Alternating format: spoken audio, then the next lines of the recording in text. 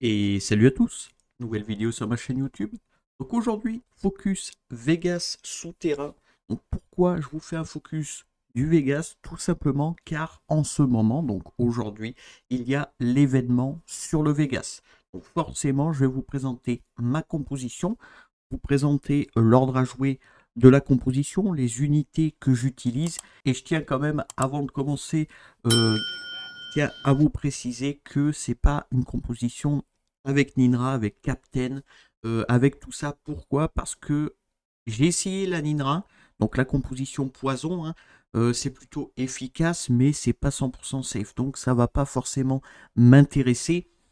Sur la miniature de la vidéo, vous avez pu voir Speed Team entre guillemets, parce que, bah, encore une fois, je considère pas que c'est une Speed Team, ma composition, hein. Je précise bien. Pourquoi? Parce que la composition fait forcément plus d'une minute. Donc mon record, je crois que c'est 1,16 avec la team. Et en moyenne, je crois qu'on est entre 1,25 et 1,35 si je ne dis pas de bêtises. Donc ouais, le Vegas, c'est plutôt casse-pied à faire. Ça reste quand même des runs assez longs, mais la composition que je vais vous présenter est 100% safe. Donc vous avez vraiment zéro derp. Et tout ça avec 200% de taux de chance. Donc sans plus tarder, on va se retrouver sur le Vegas pour la présentation de la composition. C'est parti. Allez, on se retrouve sur le B10 du Vegas souterrain. Donc la team se présente comme ceci. Je vais vous expliquer à quoi sert chaque unité, comme d'habitude. Je vais aussi vous expliquer l'ordre à jouer de la composition. Sur le Vegas, c'est très très important d'avoir un bon ordre, hein. Bien sûr, comme vous pouvez constater, on a les 200% de taux de chance. Et bien sûr, je vous montrerai aussi le stuff des unités. Et en fin de vidéo, comme d'habitude, je vais vous afficher un screen d'une fois 10 pour vous prouver que c'est 100% auto, 100% safe et qu'il n'y a zéro derp avec cette composition. Donc la team est composée du flingueur feu, suivi de l'hydrophile arbre, d'une popo light, d'un joker light et d'une tireuse d'élite feu. Bien évidemment, si vous n'avez toujours pas cette Popo Light, vous pouvez mettre une deuxième tireuse d'élite. Ça fera largement le boulot. Et normalement, tout le reste, vous l'avez quasiment. Peut-être pas l'hydrophile, mais bon, globalement, le flingueur, on nous le donne, le joker aussi. Les tireuses d'élite, ça reste très, très accessible à avoir. Et ouais, globalement, la livrophile et la Popo, c'est un petit peu plus compliqué. Donc, en leader, on va jouer notre flingueur feu pour les 25% de vitesse, l'ordre à jouer de la composition.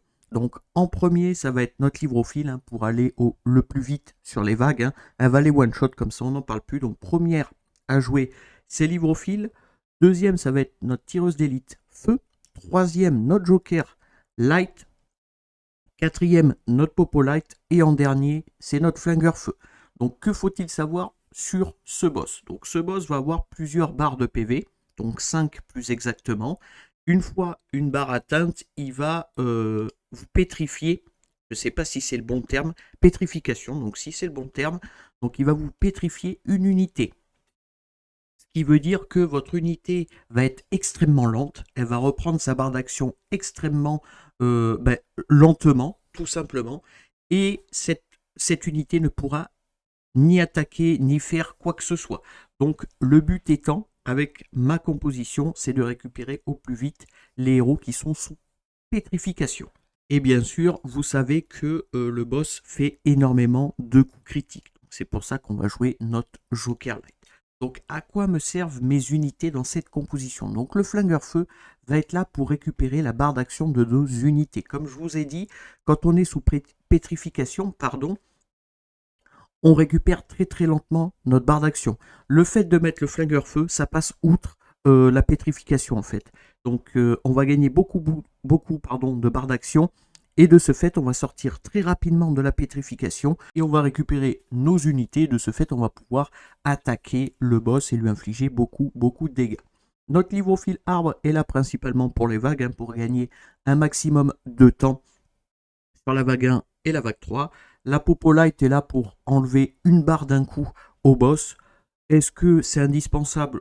Honnêtement, pas du tout. Vous mettez, comme je vous ai dit, 2 tireuses d'élite, ça fera largement le boulot.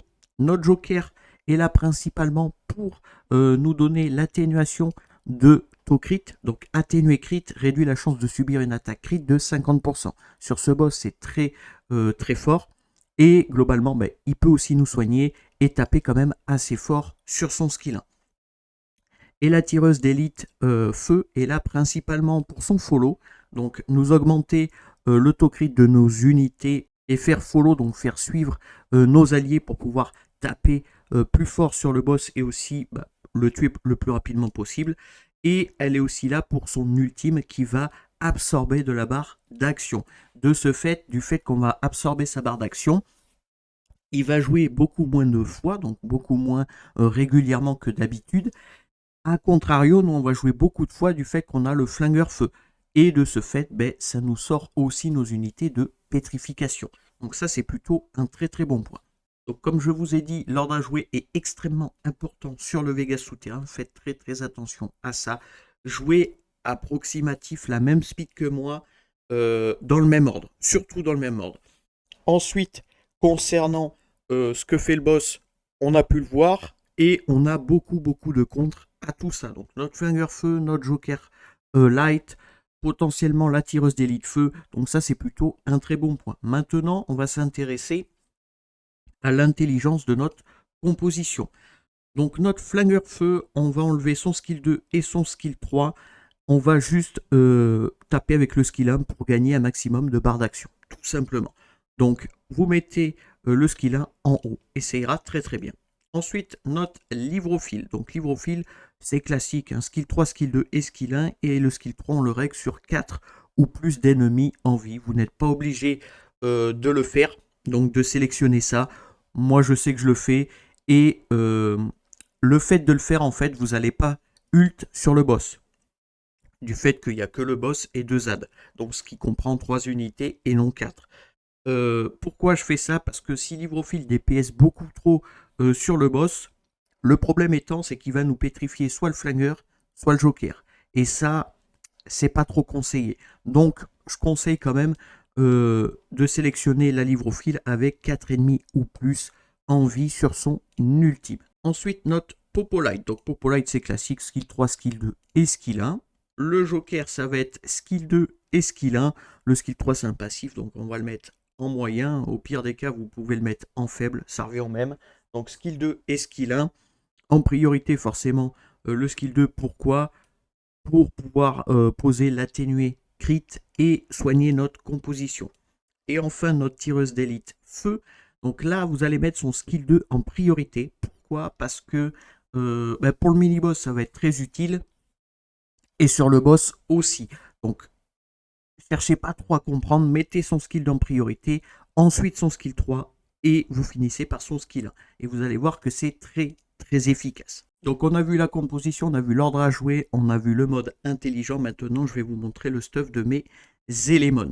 Donc, notre flingueur feu, on va le jouer en set écho avec un set inspiré. Donc, pourquoi on veut du set écho? C'est pour attaque supplémentaire plus 40%. Du fait qu'on fait que des skills 1, il peut potentiellement nous octroyer encore une fois de la barre d'action. Donc ça, c'est plutôt indispensable, je dirais. Que faut-il sur notre flingueur feu? On veut les 100% de taux crit. Donc, vous allez me dire, tu as la tireuse d'élite qui t'octroie 30%. Donc oui, c'est vrai, mais vraiment, mettez-le à 100%. Ça ne vous posera aucun problème et vous êtes sûr et certain d'augmenter la barre d'action de toute votre composition. Donc 100% de taux crit, un peu de dégâts crit si vous pouvez. Du taux de chance, pareil, si vous pouvez vous le permettre. Un peu de vitesse, n'oubliez pas qu'il joue dernier, donc on n'a pas besoin de tant de vitesse que ça. Un peu de tankiness, donc PV def, et un petit peu d'attaque. Donc en rune 2, on est en taux de chance, en rune 4, on est en taux crit, en rune 6, on est en def %. Avant, je le jouais en dégâts crit, le problème étant, c'est qu'il infligeait beaucoup trop de dégâts au boss, et de ce fait, il se faisait pétrifier. Et vu que c'est lui qui nous sort les éléments de pétrification, ça pose un problème. Donc, ne le mettez pas non plus trop DPS. Donc, je vous montre le reste du stuff, mais globalement, vous allez chercher du taux crit, du taux de chance, PVDF quasiment partout, et ça ira très bien. Ensuite, notre livrophile. Donc, livrophile, on va la jouer en double set fatal, un set puissant. Là, attention, vous n'avez pas de buffer attaque sur votre livrophile, donc il va falloir avoir quand même de bonnes stats offensives. Pourquoi? Pour one-shot la vague 1 et la vague 3, hein, tout simplement. Donc on veut 100% de taux crit. Encore une fois, on est obligé. Hein. Livrophile joue première, donc on n'a pas le choix que d'aller chercher les 100% de taux crit. On veut pas mal de dégâts crit, mine de rien. On veut de la vitesse du fait qu'elle joue première. Et on veut de l'attaque. Donc rune 2, attaque pour cent. Rune 4, dégâts crit. Et rune 6, attaque pour cent. Je vous montre le reste. On va chercher taux crit, attaque, dégâts crit quasiment sur toutes nos pièces avec un petit peu de vitesse forcément. Donc livrophile un petit peu casse-pied à stuffer, mais globalement, si vous avez accès aux meules, ça se fait plutôt facilement. Ensuite, on a notre Popolite. Donc Popolite, ça va être le même procédé. On va la jouer en inspiré fatal et on veut absolument les 100% de taux crit aussi. Encore une fois, votre tireuse d'élite peut octroyer 30%, mais assurez-vous que vos unités fassent tout un coup critique, comme ça vous êtes vraiment tranquille. Donc on va chercher du taux crit, du dégât crit, un maximum, hein, du taux de chance, forcément si vous pouvez vous le permettre, un peu de vitesse, hein, n'oubliez pas quand même qu'elle joue troisième, un peu d'attaque pour DPS un minimum, PV, et défense. Donc rune 2, on sera en taux de chance, hein, comme d'habitude. Rune 4, on est en dégâts crit. Rune 6, on est en attaque pour cent. Je vous montre le reste. Taux crit, dégâts crit, attaque, vitesse, PV. Et là, on a taux crit, dégâts crit. Et là, on a taux crit, dégâts crit, taux de chance, PV, défense pour cent. Ensuite, notre Joker Light. Donc le Joker, on va le jouer en triple 7 inspiré pour buffer notre tireuse d'élite, pour buffer livrophile, pour buffer la Popolite. Et globalement, que faut-il avoir dessus? Donc, vous n'avez pas besoin de taux crit du fait que son passif vous dit que vous n'en avez pas besoin. Hein. Donc lorsque vous attaquez une cible avec des debuffs ou une cible sans buff, ce sera toujours un coup critique. De plus, chaque debuff sur la cible augmente les dégâts de 10%. Donc vous n'avez pas besoin de taux crit, clairement. Donc si vous pouvez en mettre 0, mettez-en 0. Mettez un peu de dégâts crit, du taux de chance, de la vitesse, n'oubliez pas qu'il joue second. Et moi, je le joue personnellement plus défensif que offensif. Pourquoi? Parce que si je le joue plus offensif, donc là, je pourrais monter à 250 de dégâts crit, mais le problème étant, c'est qu'il va taper encore une fois trop fort, il va se faire pétrifier. Et globalement, on ne veut pas que le Joker se fasse pétrifier, tout comme notre flingueur feu. Pourquoi? Parce que lui, il nous octroie l'atténuation de coups critiques. Donc, évitez de lui mettre trop de dégâts, sinon ça va plus vous handicaper qu'autre chose. Donc rune 2, taux de chance, rune 4, dégâts crit, rune 6, PV pour cent. Je vous montre le reste, mais je suis allé chercher pas mal de tankiness, mine de rien. Donc un peu de dégâts crit, beaucoup de taux de chance, comme d'habitude, de la vitesse et quand même pas mal de stats défensives. Et enfin, notre tireuse d'élite feu, donc c'est un triple 7 inspiré pour buffer le reste de nos unités. Que faut-il sur notre tireuse d'élite feu? Donc là, on va aller chercher les 70% de taux crit. Pourquoi? Parce que quand elle va faire son skill 2, elle s'octroie d'abord les 30% et ensuite elle tape. Donc elle sera capée à 100%. Vous allez chercher du dégât crit. Vous allez chercher un peu de taux de chance. Vous allez chercher de la précision. Il faut absolument qu'elle pose tout le temps son break def. Ça, c'est impératif. Donc, vous allez lui mettre de la précision.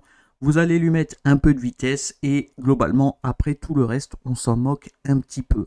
Notre tireuse, vous allez voir que globalement, elle va survivre assez facilement et par contre, elle apporte énormément dans la composition, hein, forcément. Donc, rune 2, ça va être taux de chance, rune 4, dégâts crit, rune 6, précision.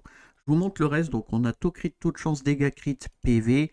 Là, on a taux crit, dégâts crit, taux de chance, précision. Donc, dans l'idéal, que des runes comme ça, si vous pouvez vous le permettre. Et taux crit, taux de chance, dégâts crit, précision, attaque. Donc, globalement, ouais, faites quand même attention, il lui faut pas mal de précision. Donc, on a vu ce que pouvait potentiellement faire le boss. On a vu aussi la composition avec le mode intelligent pour le mode automatique. On a vu le stuff des unités, on a vu l'ordre à jouer. Donc, normalement, vous avez littéralement toutes les informations et toutes les clés pour passer votre Vegas souterrain B10 en 100% auto, 100% safe avec 200% de taux de chance. Bien sûr, je vais quand même vous montrer un petit run pour vous expliquer ce qui se passe quand même sur le boss et sur les vagues.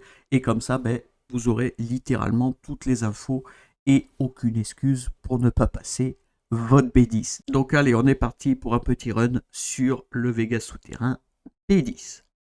Donc je vais peut-être le faire en x1. Donc l'hydrophile commence, elle va one-shot littéralement la vague 1. Jusque là, c'est assez facile. Elle fait un skill 2 sur le mini-boss. Derrière, c'est notre tireuse d'élite feu qui joue, qui va faire un skill 2 pour pouvoir buff crit et aussi poser le break def sur le mini-boss. Derrière, notre joker joue pour l'atténuation d'autocrit qui ne va pas nous servir pour le moment. Et la popo va terminer le mini-boss. Vague 3, l'hydrophile fait un ultime, on n'en parle plus. Et arrivé devant le boss, donc l'hydrophile fait un skill 2. Tireuse d'élite fait follow tout le monde, donc un skill 2 aussi. On pose l'atténuation d'autocrit, ult de notre popo, la première barre est tombée. Donc là, il nous pétrifie notre popo, on s'en moque complètement, hein, c'est le but. Là, notre flingueur va jouer pour augmenter la barre d'action de nos unités. Donc faites quand même attention, regardez bien la popo light et sa barre d'action avec le flingueur. Elle va vite, enfin, elle va très vite sortir de la pétrification. Et ça, c'est plutôt excellent. C'est tout ce qu'on veut, hein. C'est clairement tout ce qu'on veut. Là, ça va follow et on verra bien qui ça va nous prendre. Donc, l'hydrophile, voilà, va faire un skill 2. Il va nous prendre notre l'hydrophile. On a tombé la deuxième barre. Là, on se fait attaquer, mais c'est pas très grave. Voilà, notre joker repose l'atténuation et nous soigne. Et là, on est reparti comme en l'an 40. Hein. Donc, vraiment, ça se passe hyper bien. Je dirais 100% des runs, c'est sûr et certain, mais il se peut que des fois, il vous pique le joker, il vous pique le flingueur. C'est un petit peu plus long, mais globalement, c'est 100% safe. Vous risquez strictement rien avec cette composition. Vous voyez, le fait d'augmenter cette barre d'action, ça nous permet à nos unités de pétrifier, de sortir de pétrification. Et de ce fait, voilà, on récupère notre forme habituelle, si je peux dire ça comme ça. Et derrière, on va pouvoir DPS. Bien sûr, le skill 2 de notre tireuse d'élite va grandement nous aider. Pourquoi? Parce qu'elle va nous faire follow le flingueur feu qui va augmenter la barre d'action encore une fois. Et globalement, ça va se passer tout le temps comme ça. Donc là, on est en x1. Je vous ai montré à peu près comment ça fonctionne. Je pense que tout le monde a saisi que c'est vraiment très facile quand la composition est vraiment bien speedtunée et potentiellement bien stuff. Donc globalement, vous allez voir, ça va aller très vite en x2. Comme vous avez pu le voir, mon record est de 1,16 avec cette composition. Et là, le temps en x1, on est en 2,31. Ce qui est quand même assez correct, je trouve. Mais maintenant, on va passer en x2. Et je vais quand même vous montrer à quoi ça ressemble. Donc allez, on est parti pour le mode x2. Donc vous allez voir, ça va aller assez vite. Je ne vous ai pas précisé aussi, il se peut que sur le boss, vous perdiez quelques unités. Donc il se peut que l'hydrophile meure, il se peut que votre popolite meure. Ça pose aucun problème. Hein. Vraiment, tant que votre joker et votre flingueur restent en vie, honnêtement, vous ne risquez strictement rien du tout. Moi, il se peut qu'il y a des runs où il reste que le flingueur et que le joker, et à eux deux, ils solotent largement le boss. Voilà. Donc au moins, vous avez toutes les infos. Ne vous inquiétez pas si une ou deux unités sont mortes. Vous allez quand même passer le boss. Vraiment, vous inquiétez pas sur ça. Donc on est devant le boss, hein, comme tout à l'heure, voilà, ça fait follow, l'hydrophile va taper, boum, elle va se faire pétrifier, on s'en moque complètement, on se fait attaquer, le joker va nous reposer l'atténuation d'autocrit et soigner la composition, et là globalement, ça va aller tout seul, hein. Ça va vraiment aller tout seul. Vous voyez par contre, faites attention à ne pas avoir trop de DPS avec certaines unités, comme le flingueur par exemple, sinon là, ça aurait été lui qui était pétrifié, et ça aurait été un tout autre combat. Donc faites quand même très attention à ça. Là, on va sûrement se faire pétrifier. Voilà le joker, mais on s'en moque. Hein. Il ne lui reste plus qu'une barre. On sait qu'on a déjà gagné. Donc ça ne va pas nous poser trop de problèmes, hein, clairement. Voilà, buff ATB. On va faire un skill 2, parfait. On perd notre popo, c'est pas grave du tout. Vous pouvez voir que le joker a récupéré sa barre d'action. Il va faire un skill 1, taper. Il n'y a vraiment pas de difficulté. Là, prochain tour, il aurait soigné. Et globalement, on a quand même gagné. Dans tous les cas, vous allez gagner. Ne vous inquiétez pas. Donc, on est en 1,47. Là, ça a été très lent pour le coup. C'est vraiment pas un bon run à vous montrer, mais il faut aussi montrer que des fois c'est lent, des fois c'est rapide. C'est pas régulier du fait qu'il a 5 barres différentes de PV, c'est assez casse-pied, mais globalement c'est 100% auto, 100% safe avec 200% de taux de chance. Donc voilà pour cette vidéo sur le focus du Vegas souterrain B10 en entre guillemets speed team avec 200% de taux de chance en 100% auto et 100% safe. Donc normalement, si vous avez quasiment tous les éléments les mêmes que les miens, normalement vous allez pouvoir faire cette composition et vous allez voir c'est très très efficace et extrêmement stable. C'est surtout ça que je recherchais sur le Vegas, c'était de ne jamais mourir. Parce que c'était assez casse-pied que sur une x10 ou une x20, on meurt 3-4 fois. C'était vraiment casse-pied. Je sais que la team Poison meurt assez régulièrement. Donc voilà, on a trouvé une autre composition qui est 100% stable. Et ça, c'est plutôt un très bon point. Donc comme d'habitude, si la vidéo vous a plu, n'hésitez pas à me le dire dans les commentaires, à liker la vidéo. Si vous voulez des astuces ou des conseils, n'hésitez pas à rejoindre mon Discord, le lien est en description, ou bien me contacter via Discord, j'y répondrai avec joie. Pensez à vous abonner, c'est très important, à liker, à partager et à commenter. Et sur ce, je vous remercie et à plus!